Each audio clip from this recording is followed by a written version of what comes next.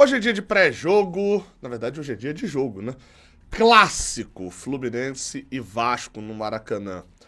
É hoje, se Deus quiser, que acaba essa história da gente não ganhar clássicos. Vamos embora, roda a vinheta do pré-jogo, porque tudo que você precisa saber sobre esse clássico você encontra aqui.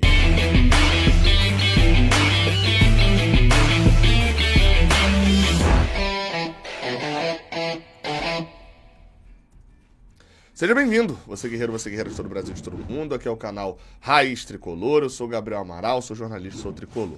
Deixa um like aqui embaixo se você gostar desse vídeo e se inscreve aqui no Raiz Tricolor se você gostar aqui do canal. Jogo de hoje é Fluminense e Vasco, clássico pela terceira rodada do Campeonato Brasileiro, 4 da tarde, transmissão só do Premier, tá? Mas é claro, nossa equipe vai estar direta do Maracanã, estamos invictos. Aí você fala, ué, Gabriel, mas perdeu o Bahia agora? Não, estamos invictos que todo jogo teve equipe nossa, tá? Eu estive em todos até agora, o Lessa faltou um, né? Foi o segundo Fla-Flu, e o Fio faltou um, que foi o LDU e Fluminense lá em Quito. E nesse sábado o Fio também não estará no pré-jogo, né? Vai estar num compromisso profissional lá no Premier. Mas eu, Lessa e Cauã, a partir de 2h30 da tarde, a gente já tá ao vivo, direto do Maracanã, para fazer aquela transmissão direto do estádio, como sempre, e com toda a transmissão das partidas. É o que vai completar hoje esse clássico Fluminense e Vasco. Tá próximo do 400, hein? Pela lógica ali dos que os dois clubes vêm se enfrentando, até 2025, 26 ali, bate 400 clássicos. 123 vitórias nossas, 153 deles, 30 vitórias de diferença, tá? 115 empates. Nosso retrospecto é realmente muito ruim e a gente também não se ajuda, né? Estamos 3 clássicos sem vencer. A gente empatou do Brasileirão do ano passado, perdeu do segundo turno do ano passado e empatou do Carioca desse ano. Tem que voltar a vencer, não só esse, como todos os clássicos. E a gente começa falando aqui nesse pré-jogo sobre isso, sobre esse contexto que o Fluminense chega. 2 canais, né, de Vasco, de conhecidos meus, colegas meus, me pediram para poder gravar alguma coisa sobre o Fluminense, para mandar para eles. Inclusive nesse vídeo aqui vai ter um deles, né, o canal Machão da Gama, o Juninho, gravou também um conteúdo de Vasco aqui pra gente ter nesse pré-jogo. E cara, nos dois ali, eles me perguntaram muito sobre o momento do Fluminense, e eu falo, cara, existem 2 Fluminenses. Existe o Fluminense da teoria e o Fluminense da prática. Existe o Fluminense geral e o Fluminense do momento, né? Não falei com essas palavras, mas é isso, assim. Você olha o elenco do Fluminense, não tá tão bom, né? Os jogadores não vêm atuando tão bem. O treinador do Fluminense, pô, grandes, em clássicos, em decisões. Pô, o Fluminense é atual campeão da Libertadores. Tem uma coisa que o Fluminense sabe jogar, foi bicampeão carioca, sabe jogar jogos grandes. O momento não é tão bom. Então, apesar disso tudo, a gente tem os resultados. É a única coisa que talvez seja bom até agora no ano. Então, para esse jogo, sabendo, talvez mais do que sabendo, seja reconhecendo a importância do momento para o Fluminense, a equipe mudou um planejamento que era normal de os jogadores dormirem nas suas casas e irem para o jogo no dia do jogo, para fazer uma concentração. Eles se concentraram antes desse clássico. Então todos já foram lá direto pro hotel onde o Fluminense se concentra e tal, para poder amanhã estarem juntos também já pro jogo. A última vez que isso tinha acontecido tinha sido na final da Recopa. Então assim, isso já mostra, vamos lá, o cara positivo, o cara negativo vai falar que isso mostra que o elenco tava... E não tem erro de estar negativo ou positivo, tá? Mas vai falar, isso mostra que a galera tava tudo escolhendo. Vou falar sobre a sequência. O Fluminense começa hoje uma sequência insana. Na verdade já começou contra o Bahia, né? Mas tem o Vasco hoje, num clássico que não ganha há 13 jogos, né? Os clássicos. Vai viajar para pegar Cerro Porteño fora de casa, Corinthians fora de casa, Sampaio Corrêa fora de casa, deve ser em Cariacica. Atlético Mineiro também em Cariacica, Colo-Colo no Chile e São Paulo no Morumbi. Exatamente, essa sequência toda de jogos até voltar a jogar no Maracanã, jogos dificílimos. No Brasileirão especificamente, a sequência tem o Vasco, Corinthians fora, Atlético Mineiro quase que, né, em Cariacica, não é? O Fluminense tem 1 ponto até agora. Precisa vencer hoje para que o Brasileirão não atrapalhe a Libertadores e até mesmo no nosso sonho de ser pentacampeão também não seja atrapalhado por um início muito ruim. O Diniz mudou. E aí o fato do Diniz ter mudado, a gente vai botar as prováveis escalações aí na tela, já a gente vai ter o Juninho falando principalmente sobre o Vasco. ok? Tá aí na tela, as prováveis escalações. Fábio no gol, Samuel Xavier, Manuel e Felipe Melo com Marcelo. André, Martinelli, Ganso, Marquinhos, João Arias e Germancano. Do Ganso pra frente eu nem vou comentar, ok? Porque já é a escalação que vem jogando. No caso dos volantes pra frente, né? Tanto do Martinelli voltando à sua posição original, né? Com o retorno de Felipe Melo e Manuel, para mim parece algo bom. Habilidades também um pouco da sua mão. A gente não sabe se é só o Diniz que está escalando ou mexendo mal ou se os jogadores estão jogando muito mal. Porque os jogadores, obviamente, não de maneira pública, mas eles podem se esconder atrás da escalação completamente maluca. O que eu vou falar da última atuação do Marquinhos? Eu vou virar e vou falar, pô, o Marquinhos jogou mal. O Marquinhos não foi bem contra o Bahia, mas o Marquinhos começa jogando aqui, joga parte do segundo tempo aqui e vem jogar o final do segundo tempo aqui. Desculpa. Não dá pra eu cobrar do Marquinhos. Não dá pra eu dizer que o Marquinhos... Não dá. Então, a gente tinha muitos jogadores dessa maneira. O time errou muito na construção de jogada contra o Bahia. Tempo todo perdia a bola na saída ali de jogo. Mas isso também passava por um meio de campo que estava vazio. Não tinha ninguém no meio de campo do Fluminense. Enquanto o Bahia tomava todos os espaços num nível físico muito grande. E isso fez a diferença completa pro Bahia poder ter ganhado de 4-5-1 se não tivesse perdido tantos gols.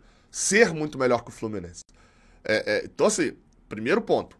O Fluminense precisava voltar ao seu organograma básico. Segundo ponto. Agora a gente começa a julgar também tecnicamente muitos jogadores.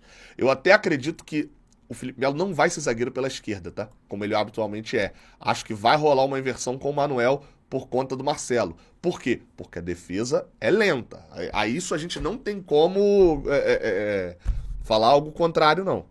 A nossa defesa é lenta na recomposição, com o Marcelo, com o Manuel e com o Felipe Melo.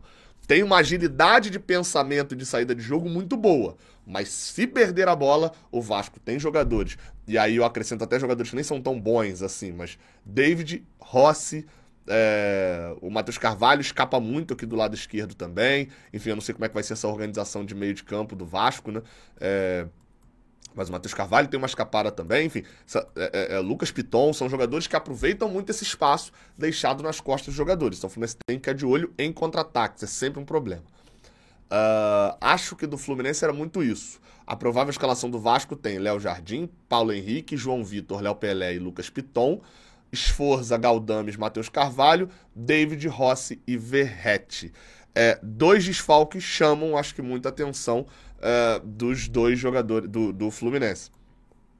No caso, a escalação do Vasco chamou a atenção do torcedor do Fluminense. Primeiro é o Medel. Medel foi pra... A mãe dele, enfim, tá com algum problema médico, alguma coisa assim. Ele viajou pro Chile na segunda-feira, já não atuou pelo Vasco na quarta e ainda não voltou do Chile, e obviamente dá fora da partida. O outro é o Payet. Se o chileno não joga, o francês também não. Já meio queno ali, né? Já fez algumas atividades no campo, mas o Ramon Dias ainda não decidiu utilizá-lo. Vamos ouvir o comentário do Juninho, porque eu fui fazer uma pergunta pra ele por causa do seguinte. Eu fui dar uma olhada lá na KTO e, sinal, se você for lá na KTO, usa o cupom JORNADA, você ganha 20% de free bet, e a gente recomenda porque a gente confia na KTO, né? E, cara, o que me chamou a atenção é que o Fluminense estava pagando 1,9 para vencer e o Vasco estava pagando 4 para ganhar o jogo. Até fui dar uma olhada aqui agora e tá maior ainda o Vasco, tá? 4,25. A cada real colocado no Vasco, retornava 4,25. E eu, quando olhei isso, eu falei, rapaz, eu não sei se tá tanta disparidade assim, não. Fiquei na dúvida. Com o meu olhar de tricolor, fui pedir a um vascaíno para dar o olhar também sobre essa situação.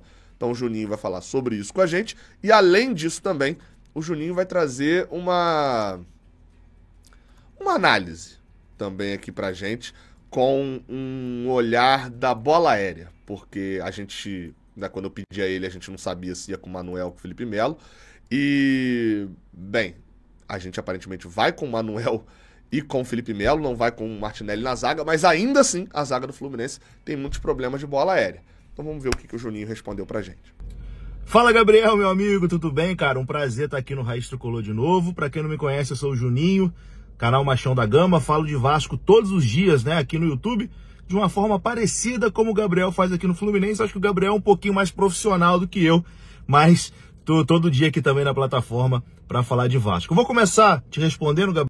Recomendo, inclusive, assistir o pré-jogo lá do Juninho, não é, no canal Machão da Gama, porque eu participei do de lá. Gabriel, sobre a KTO, né? A cotação para esse jogo tá colocando o Fluminense como favorito, tá pagando ali cerca de 4, né, na vitória do Vasco. Então eu já deixo a dica para você aqui, tricolor, que quer fazer a sua fezinha, ó, bota 50 lá no Vasco, que aí não tem erro, é como tá pagando um seguro, ó, botou 50 no Vasco. Se o Fluminense perder, tu ganha R$200, pô, já vai salvar aí o almoço do domingão depois. Muito bom tá pagando um seguro, né? É que o seguro é meio que isso, né? Você paga pra não ser roubado, né? Mas não faz isso não. Se o Fluminense ganhar, tu tá feliz, não vai sentir falta do 50. Não, uma boa oportunidade. Enfim, você perguntou por que tá pagando mais na vitória do Vasco do que na do Fluminense, né? Bom, o Fluminense é o favorito. O Fluminense tem uma equipe melhor que a do Vasco. Acho que isso é unânime, né? Acho que o momento assim do Fluminense é bem ruim, isso vocês entendem aí mais do que eu. Acho que o Vasco tem sim condições de vencer o Fluminense nesse jogo, mas o Fluminense tem de onde tirar mais possibilidades, né, do que o Vasco. Tem jogadores tecnicamente superiores, né, ao time do Vasco. Ainda mais o Vasco sem Dimitri Payet, né? Talvez ele até seja relacionado para esse jogo, mas acredito que não. Então o Fluminense tem mais recurso técnico, né, para vencer a partida do que o Vasco. Mas eu acho que vai ser um jogo bem aberto, tá? Acho que vai ser um jogo onde qualquer um pode sair vencedor. E eu, como vascaíno, acredito que o Vasco pode sim surpreender o Fluminense. Não diria surpreender, porque clássico as coisas são bem niveladas, né? E, enfim, acaba que essa diferença técnica é compensada depois com raça, com força, enfim, com disposição. A gente sabe que nos clássicos aqui no Rio de Janeiro as coisas funcionam mais ou menos assim. E se for isso, a gente precisa de outro Fluminense em relação ao que vem jogando, né?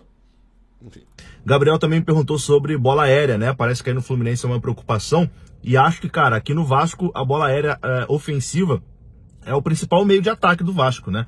O Vasco sem Dimitri Payet, então, é um time muito pobre, assim, tecnicamente, é um time muito pobre na criação, um time que não consegue criar praticamente nada. Então, nesses jogos do Vasco sem o Payet, foi assim contra o Grêmio e foi assim também na derrota contra o Bragantino, os pontas correndo e bola na área pro Verratti.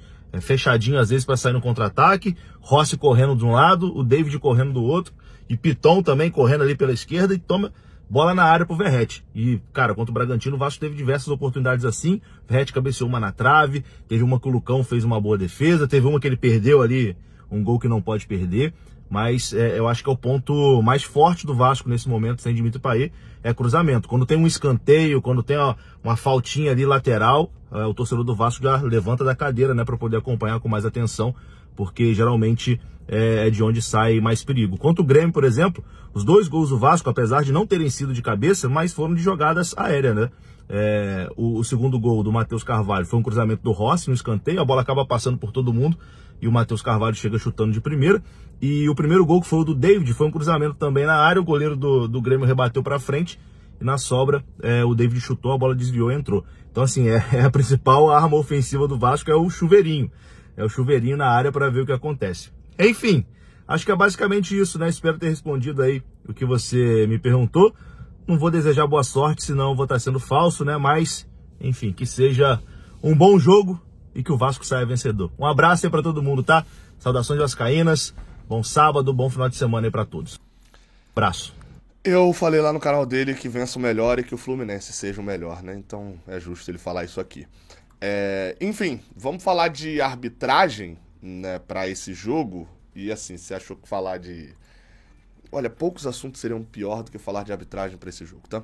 Quem vai apitar esse jogo, estão de volta eles, os dinossauros, né? Depois de muitos árbitros jovens apitando as primeiras rodadas, o Wilton Pereira Sampaio apita Fluminense e Vasco no Maracanã. O Wilton, que depois de ser punido, né, ficou afastado um tempo, foi apitar a Série C, falhou na Série C, num jogo entre o Paysandu e o Volta Redonda, e atrapalhou, diria que foi até um dos principais responsáveis pela permanência do Volta Redonda, pelo fato do Volta Redonda não ter subido. E ele voltou a apitar, já apitou Série A na semana seguinte. Quanto mais você erra, mais você ganha moral na CBF e na Conmebol. Esse é o fato. Ele apitou Fluminense e Vasco do ano passado também, o 1-1, tá? Aquele da falha do Fábio e tal. É isso então, galera. Deixa o like aqui embaixo se você gostou desse vídeo. Se inscreve aqui no Raiz Tricolor pra me dar aquela moral. A partir de 2h30 a gente tá ao vivo, lá direto do Maracanã. Tamo juntão. Valeu. Até a próxima. Valeu.